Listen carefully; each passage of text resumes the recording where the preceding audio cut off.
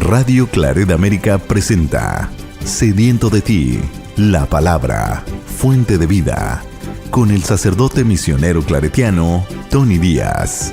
Reflexiones diarias del Evangelio. Aquí iniciamos.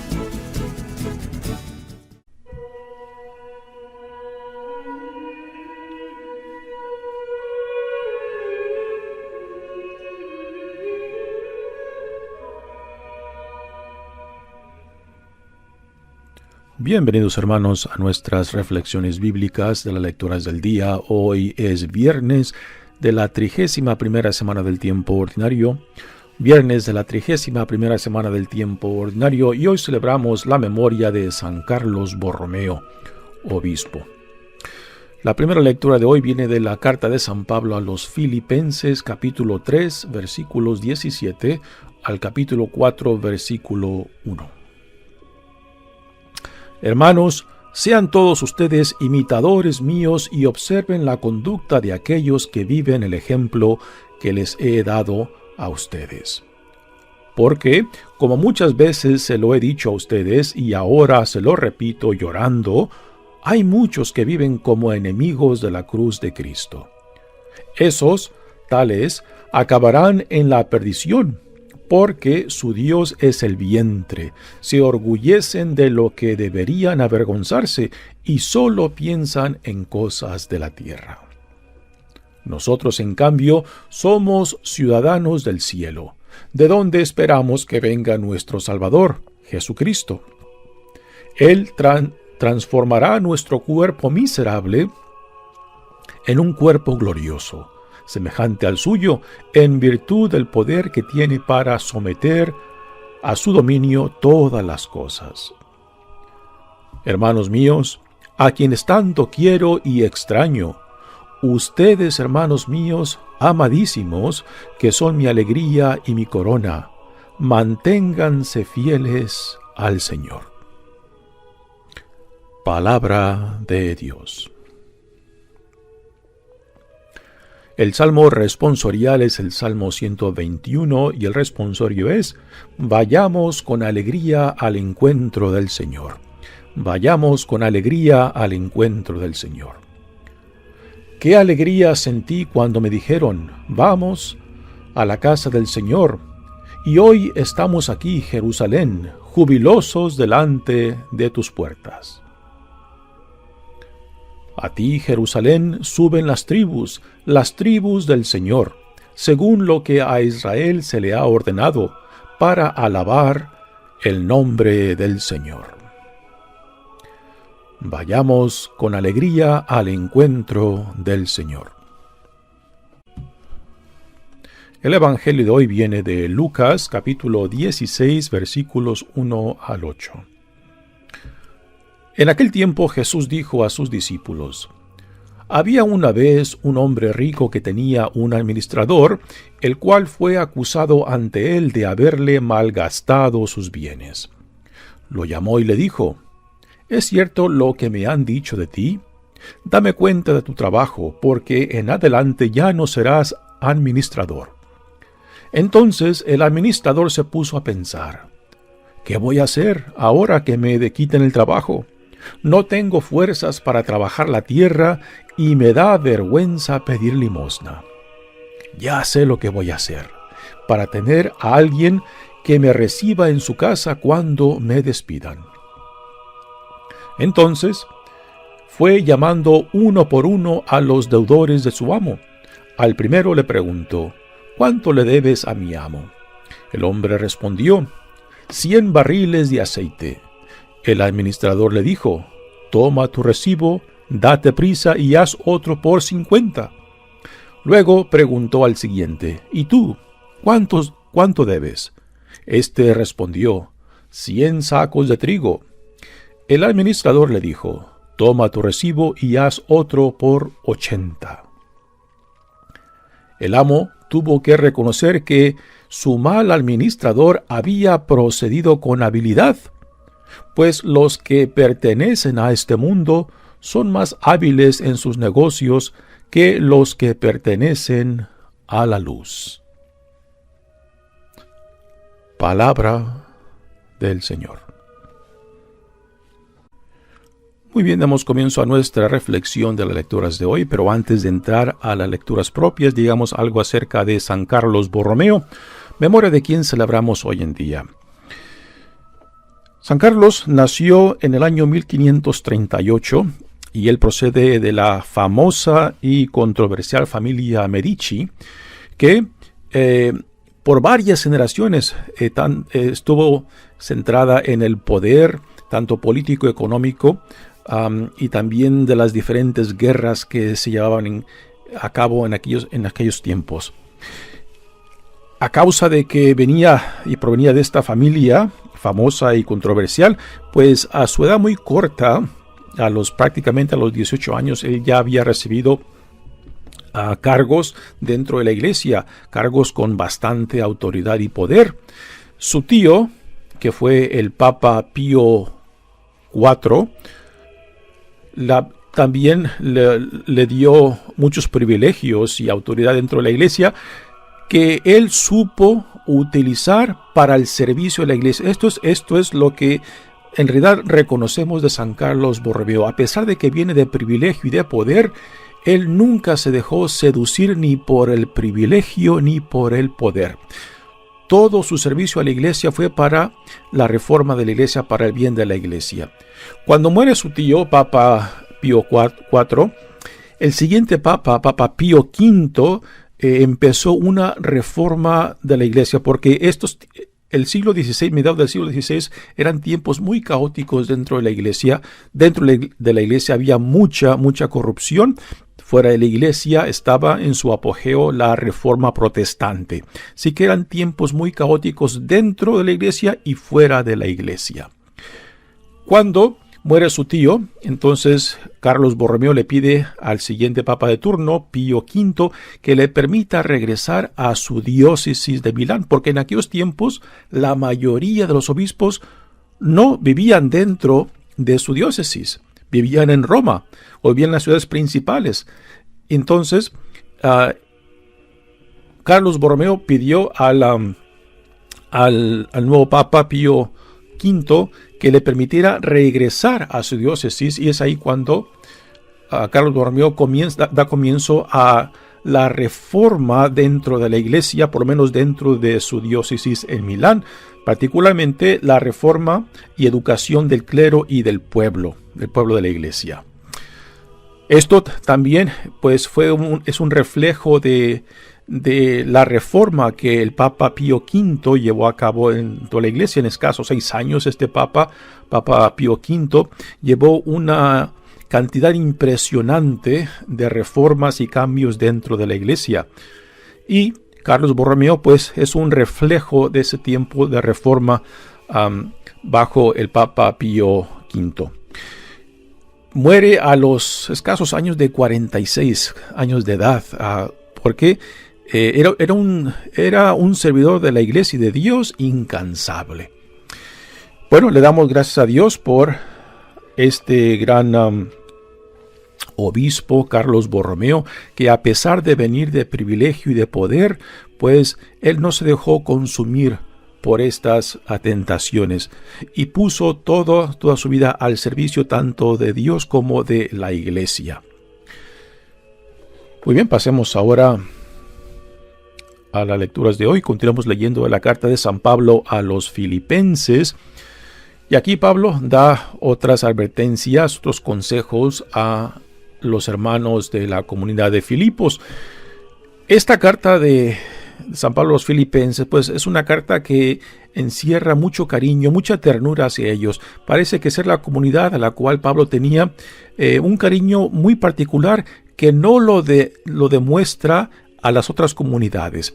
Parece que esta es la comunidad que le dio menos dolores de cabeza, pero aún así Pablo se enfoca en ciertos problemas internos, particularmente de que no se dejen influenciar por los misioneros judaizantes que están promoviendo la circuncisión para los hombres y la implementación de la ley mosaica, lo cual prácticamente hacía nulo todo lo que Dios en Jesucristo había llevado a cabo.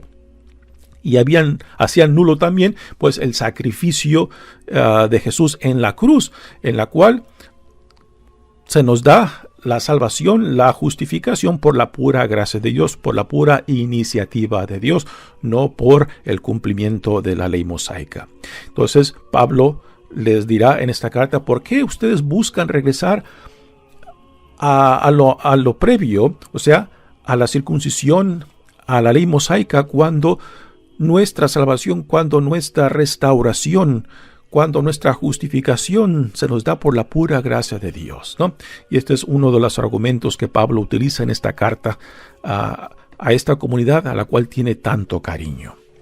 Dice Pablo: hermanos, sean todos ustedes imitadores míos y observen la conducta de aquellos que viven el ejemplo de lo que les he dado a ustedes. Ahora, Pablo, uno puede pensar, Pablo parece que se ha llenado de orgullo a decir, imíteme a mí, ¿no? Pero hay que reconocer, hay que recordar también de que Pablo se está utilizando a sí mismo siendo un judío entre judíos, de los mejores entre los judíos, ¿no? Y dice, si yo puedo reconocer lo que Dios en Jesucristo nos ha dado por encima de la circuncisión y por encima de la ley mosaica, ¿por qué ustedes ahora rechazan tanto la cruz como a Cristo, o sea, lo que Dios ha llevado a cabo en Jesucristo, y quieren regresar a lo antiguo? Y él, siendo un judío que puede apreciar esto, le dice esto a otros judíos cristianos y a otros paganos. Dice, ¿por qué quieren adoptar unas prácticas que no les obtendrá lo que Dios en Jesucristo les da por su propia gracia, no por ningún mérito de ustedes, ¿no? Y es a esto a lo que ahora se enfoca Pablo cuando dice, porque como muchas veces se lo he dicho a ustedes, y ahora se lo repito llorando, hay muchos que viven como enemigos de la cruz de Cristo. ¿A qué se refiere esto? Por enemigos de la cruz de Cristo es aquellos que buscan implementar otra vez la circuncisión y la aplicación de la ley mosaica, tanto a los judíos cristianos como a los paganos que son recibidos en la iglesia cristiana en Filipos. O sea, de que primero tienen que ser judíos prácticamente para que después puedan ser cristianos. Y Pablo dice, la circuncisión y la ley mosaica en cierta manera queda nula. No es que Pablo esté rechazando la ley por sí mismo, sino que en Cristo nos dice que en Cristo se ha superado lo que la ley mosaica nos daba. Y entonces Pablo les recuerda, ¿por qué quieren regresar a algo inferior, a algo anterior a la gracia, a la victoria que Dios en Jesucristo ha ganado para nosotros? Y estos son los enemigos de la cruz, los que prácticamente rechazan lo que Dios ha llevado a cabo en Jesucristo. Prácticamente hacen nulo la acción salvífica de Dios en Jesucristo en la cruz. Dice, esos tales acabarán en la perdición, porque su Dios es el vientre. ¿A qué hace referencia esto? Pablo no está diciendo de que aquellos que promueven la circuncisión y la ley mosaica y las prácticas dietéticas de la comunidad judía de que sean glutones. No es esto, no lo está condenando porque sean glutones. Lo que está Pablo rechazando es de que las prácticas dietéticas de aquello que es puro, de lo que es impuro, no nos salva, no nos provee nada. Ahora, son prácticas dignas que nos recuerdan nuestra dignidad, pero no confundamos eso de que por medio de guardar las prácticas y normas dietéticas de lo que es puro y lo que es impuro, de que esto nos va a llevar a la salvación. Dice Pablo, no. La salvación se nos da por la pura gracia de Dios, no por las prácticas externas. Ahora, en la iglesia tenemos algo muy similar. Por ejemplo, cuando viene la temporada de la Cuaresma, pues parte de este tiempo litúrgico también tenemos ciertas prácticas gastronómicas, de que no se consume la carne, de que en viernes se abstiene uno de comer carne y de preferencia, pues, digamos, pescado, ¿no? Y cuando a veces viene la gente, ¿no?, a confesar de que dice, Padre, confieso de que accidentalmente o me olvidé de que comí carne hoy viernes, ¿no? Digo, Yo escucho eso como confieso, digo, Dios mío, hay cosas más importantes de lo que debería estar preocupándote, y vienes con esto, ¿no? O sea, aún las prácticas gastronómicas en nuestra iglesia católica tienen su sentido. Y son prácticas que nos ayudan a recordar el tiempo litúrgico que estamos viviendo, que nos invitan a entrar plenamente a ese tiempo litúrgico. Pero no confundamos esto de que si yo como carne, ya yo he quedado fuera de la salvación, de que esto me condena. Por favor, no lleguemos a eso, ¿no? Las prácticas gastronómicas son bellas en el sentido de que nos recuerdan a lo que somos llamados en el tiempo litúrgico. Y tienen su lugar. Y son prácticas que pueden promover la santidad, pero no determinan tu salvación. No determinan si tú eres bueno o eres malo, ¿no? La dignidad de la persona, si la persona es buena o virtuosa, no lo determinan los actos externos. Lo determina el amor, la compasión, la misericordia, la justicia de Dios. Ahí es donde se centra la dignidad, la calidad de la persona, de su alma, de su espiritualidad, de lo que es tanto a los ojos de Dios como en relación al prójimo, ¿no? Pero no reduzcamos nuestra salvación simplemente a las prácticas externas. Si no promueve en ti el deseo de vivir una vida más digna, particularmente en relación con Dios y con el prójimo y contigo mismo, entonces quizás estás malentendiendo el sentido del porqué de las cosas, el porqué de ciertas prácticas religiosas. Pues esto es lo que Pablo está criticando, que aquellos judaizantes, aquellos que están promoviendo la circuncisión y la ley mosaica y las prácticas dietéticas dentro de la comunidad judía, dice, todo eso son prácticas humanas. Tienen su sentido, pero no determinan tu salvación, no determinan tu justificación, no determina si tú eres bueno o malo, no determina si tú eres virtuoso o no.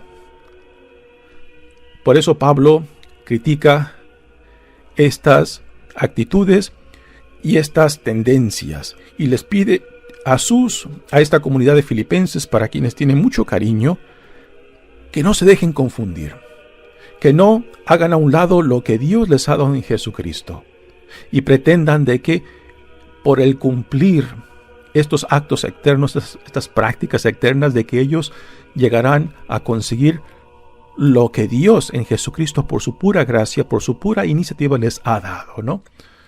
Y esto es parte del argumento central de Pablo. Dice, nosotros en cambio somos ciudadanos del cielo, de donde esperamos que venga nuestro Salvador Jesucristo. Él transformará nuestro cuerpo miserable en un cuerpo glorioso, semejante al suyo, en virtud del poder que tiene para someter su dominio a todas las cosas. Y ahora Pablo cierra esta lectura con estas palabras que manifiestan el cariño particular que Pablo tenía a esta comunidad de Filipos. Dice, hermanos míos, a quienes tanto quiero y extraño. Solamente en esta carta, y quizás en las otras de Filemón, tenemos este lenguaje muy íntimo de Pablo hacia quienes dirige esta carta. Dice, ustedes, hermanos míos, amadísimos, que son mi alegría y mi corona. Manténganse fieles al Señor. O sea, no se dejen confundir, no vayan a permitir prácticamente hacer nulo lo que Dios en Jesucristo ha hecho para nosotros, ¿no? Pues una bella lectura que yo creo que debe de hacer resonancia, hacer eco en nosotros hoy en día, ¿no? Cuando ponemos por encima o ponemos a un mismo nivel prácticas religiosas que tienen su lugar, tienen su porqué para ayudarnos a encaminarnos a la santidad, pero no son o no determinan nuestra dignidad, si somos buenos o malos, o nuestra salvación. Muy bien, pasemos ahora al Evangelio de hoy. que viene de Lucas. Y Jesús, después de darnos 3 bellas parábolas sobre la compasión y misericordia de Dios. Recordamos ayer, leímos 2 de esas parábolas, de la oveja perdida y de la mujer que pierde una moneda y la encuentra, y del regocijo que hay en el cielo. Y el tema fue de que igualmente en el cielo habrá esa celebración, ese regocijo, cuando por lo menos un solo pecador se convierte. Y ahí se nos manifiesta pues la misericordia de Dios, que no quiere que ninguno de sus hijos e hijas se pierda. Y esto después en la parábola del hijo pródigo pues queda ya más profundamente cimentado ese amor y misericordia en esa bella parábola que solamente Lucas tiene. Y ahora Jesús nos da otra enseñanza acerca de el llamado nuestro a tomar conciencia y tomar responsabilidad de la vida que se nos da bajo el reino, dentro del reino. Dice, en aquel tiempo Jesús dijo a sus discípulos: había una vez un hombre rico que tenía un administrador, el cual fue acusado ante él de haberle malgastado sus bienes. Aquí el administrador representa a aquellos que han recibido un liderazgo dentro de la comunidad del reino, o sea, dentro de la iglesia. Y como tales, pues tienen la responsabilidad no solamente de llevar sus responsabilidades adelante, sino también cuidar de la gente de quien tienen obligación de cuidar de ellos y de protegerlos y de guiarlos según la visión del reino al cual hemos sido llamados en Cristo. Dice, lo llamó y le dijo: ¿es cierto lo que me han dicho de ti? Dame cuenta de tu trabajo, porque en adelante ya no serás administrador. Así que el administrador es acusado de malgastar, de mal administrar los bienes de su amo. Y el amo lo llama para que rinda cuentas y lo despide. Pero antes de despedirlo, el administrador pues toma rienda del asunto y empieza a hacer una estrategia de cómo él después va a vivir. Si lo despiden y no tiene trabajo, entonces ¿qué voy a hacer de mi vida? ¿Cómo voy a ganarme la vida? Y es ahí donde este administrador corrupto pone un plan en marcha. Dice, entonces el administrador se puso a pensar: ¿qué voy a hacer ahora que me quiten el trabajo? No tengo fuerzas para trabajar la tierra y me da vergüenza pedir limosna. Así que se hace un resumen de su vida y se da cuenta de lo que puede y lo que no puede, y lo que está dispuesto a hacer y lo que no está dispuesto a hacer. Pero tiene una estrategia: ya sé lo que voy a hacer para tener aquí alguien que me reciba en su casa cuando me despidan. Así que su último acto como administrador lo hace para asegurarse de que cuando él sea despedido, a aquellos deudores de su amo quizás lo puedan recibir por lo que está por hacer él. Y dice, entonces fue llamando uno por uno a los deudores de su amo. Al primero le preguntó: ¿cuánto le debes a mi amo? El hombre respondió: 100 barriles de aceite. 100 barriles de aceite era una cantidad enorme, ¿no? Y reducirla a un 50%, pues, era hacerle un favor impresionante a este deudor de su amo. Y después le pregunta a otro: ¿Y tú cuánto debes? Este respondió: 100 sacos de trigo. El administrador le dijo: toma tu recibo y haz otro por 80. Nuevamente es una cantidad impresionante de trigo, y la reducción de la deuda pues también es muy significante. Ahora, hay varias formas, por lo menos 2 formas de interpretar lo que el administrador está haciendo. Si al reducir la deuda le está robando a su amo para crear favores para sí mismo cuando él sea despedido. Esta es una posible interpretación de que él esté robando, o sea, al reducir la deuda a su amo, lo que le pertenece a su amo. Otra interpretación es de que este administrador corrupto porque es corrupto, él había incrementado la deuda de los deudores de su amo como ganancia suya. Entonces, cuando él reduce de 100 medidas de aceite a 50, 100 barriles de aceite a 50 y de 100 sacos de trigo a 80, pues lo que este administrador corrupto está haciendo, le está quitando lo que él había elevado por encima de lo que le pertenece a su amo, ¿no?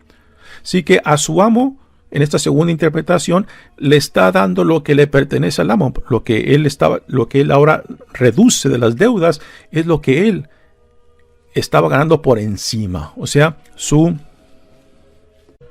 porción en esta transacción, que quizás por ser corrupto se estaba aprovechando y estaba pues incrementando la deuda para su propio beneficio. Así que están por lo menos estas dos interpretaciones de que si el administrador corrupto le estaba robando en esta acción que estaba él preparando para que los deudores lo pudieran recibir después cuando fuera despedido, o si simplemente le estaba quitando la porción que él había aumentado. Y esto en los ojos de los deudores aún parecía como un acto bueno para ellos, y que esto podría causar de que lo recibieran de buena manera cuando él fuera despedido. Ahora viene la conclusión, la reacción de Jesús, que a primeras parece que Jesús está celebrando o está aprobando estas acciones de este administrador corrupto. Dice Jesús: el amo tuvo que reconocer que su mal administrador había procedido con habilidad. Con estas palabras parece que Jesús está aprobando lo que el administrador corrupto está haciendo, pero no está aprobando las acciones corruptas del administrador. Lo que sí está apreciando Jesús es cómo este administrador, en su última acción como administrador, está previendo su futuro. Está preparando su salida del trabajo con esperas de que esta acción pues lo reciban estos deudores a él cuando ya no tenga este trabajo de administrador. Dice, pues los que pertenecen a este mundo son más hábiles en sus negocios que los que pertenecen a la luz. ¿Qué está diciendo aquí Jesús? Que esta acción del administrador corrupto es mucho mejor, más apreciable que lo que los hijos de la luz hacen. ¿Y quiénes son los hijos de la luz? Los que pertenecen al reino de Dios. Entonces, ¿cuál es la enseñanza para nosotros? Si el administrador corrupto puede hacer esto en los asuntos del mundo, o sea, buscando su futuro, preparando su futuro cuando él pierda su trabajo, ¿por qué no los hijos de la luz hacen lo mismo para la vida eterna? O sea, proveer para nuestro futuro, o sea, y vivir una vida que nos ayude a obtener, que nos ayude a entrar a esta vida eterna. No que, con esto no quiero decir de que nuestras obras nos meritan, nos ganan la vida eterna, ¿no?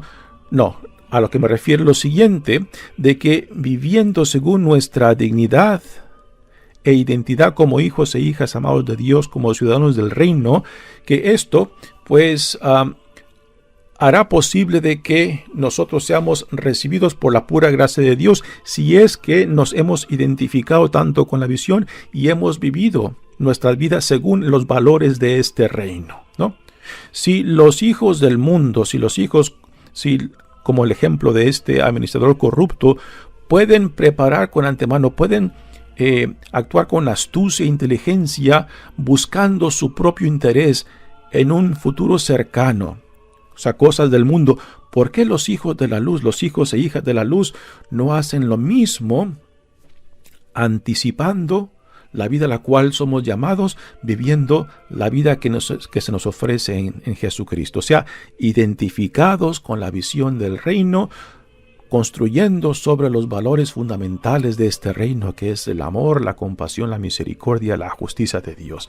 Así que Jesús utiliza la actitud de este administrador corrupto, pero no las obras. Jesús aplaude la actitud de preparar, de actuar según el llamado que hemos recibido, pero no las acciones corruptas del administrador. O sea, que había... ¿Cuáles eran las acciones corruptas? De que como administrador estaba malgastando los bienes de su amo. Estaba muy posiblemente aumentando las deudas de los deudores del amo para su propio bien. Y ahora, con esta última acción que hace, deja la imagen de que está actuando generosamente, pero no, está actuando buscando su propio bien, preparando su próximo futuro cuando él pierda su trabajo, ¿no? Así que no es la acción de este administrador corrupto lo que Jesús aprecia, sino la actitud de proveer para la vida a la cual somos llamados nosotros. Y esto para los hijos de la luz, para aquellos que se identifican con la visión del reino, pues entonces hemos de vivir y actuar y de relacionarnos según nuestra nueva dignidad e identidad y la vida que Dios en Jesucristo nos da. Mi nombre es Padre Tony Díaz, misionero claretiano. Que Dios los bendiga. Radio Claret América presentó Sediento de ti, la palabra. Fuente de vida. Sus comentarios son importantes. Contáctenos en radioclaretamerica@gmail.com.